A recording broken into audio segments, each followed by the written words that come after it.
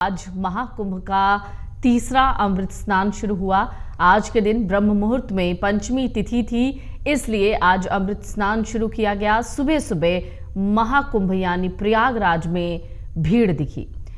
अंतिम अमृत स्नान को बसंत पंचमी का अमृत स्नान कहा जाता है। आज के दिन नागा साधुओं के अखाड़े सबसे पहले स्नान करते हैं। इसके बाद नागा साधुओं के दल महाकुंभ से अपने अखाड़ों की ओर वापस लौट जाते हैं।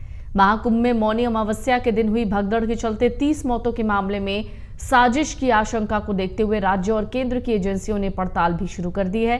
इसके लिए मेला स्थल पर लगे सीसीटीवी कैमरों, हवाई निगरानी के लिए लगाए गए ड्रोन और बाकी इलेक्ट्रॉनिक उपकरणों को खंगाला जा रहा है। लेकिन इन सब के बीच में अमृत स्नान की कई मनमोहक तस्वीरें सामने आईं। बसंत पंचमी पर महाकुंभ का तीसरा और अंतिम अमृत स्नान जारी है। हाथों में तलवार, गदा, डमरू और शंख, शरीर पर भभूत, आंखों पर काला चश्मा, घोड़े की और रथ की सवारी, हर हर महादेव का जय घोष करते हुए साधु संत स्नान के लिए संगम पहुंचे।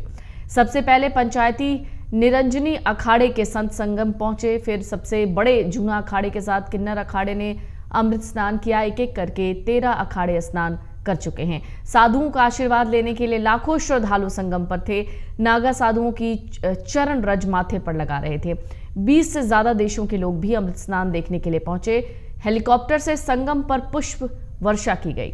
संगम जाने वाले सभी रास्तों पर 10 किलोमीटर तक श्रद्धालुओं का रेला दिखा।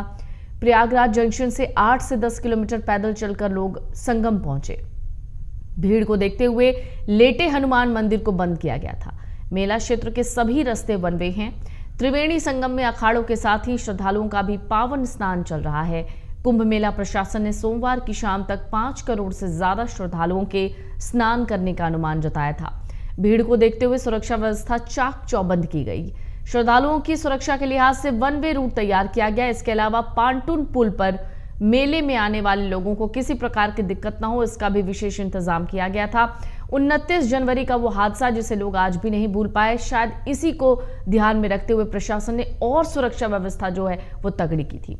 29 जनवरी को हुई भगदड़ के पीछे लोग अलग अलग कारण बता रहे हैं। पुलिस और जांच एजेंसियों को कुछ श्रद्धालुओं, रेडियो और दुकानदारों से ये जानकारी मिली कि भगदड़ वाले दिन कुछ युवकों का एक जत्था उधर से गुजरा था। वो युवक वहां आगे चल रहे श्रद्धालुओं के साथ धक्का मुक्की कर रहे थे।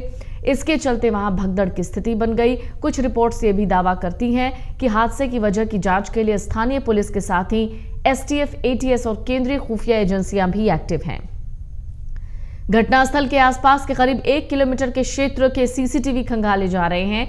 घटना के समय से 4 घंटे पहले और 4 घंटे बाद की फुटेज को विशेष तौर पर देखा जा रहा है।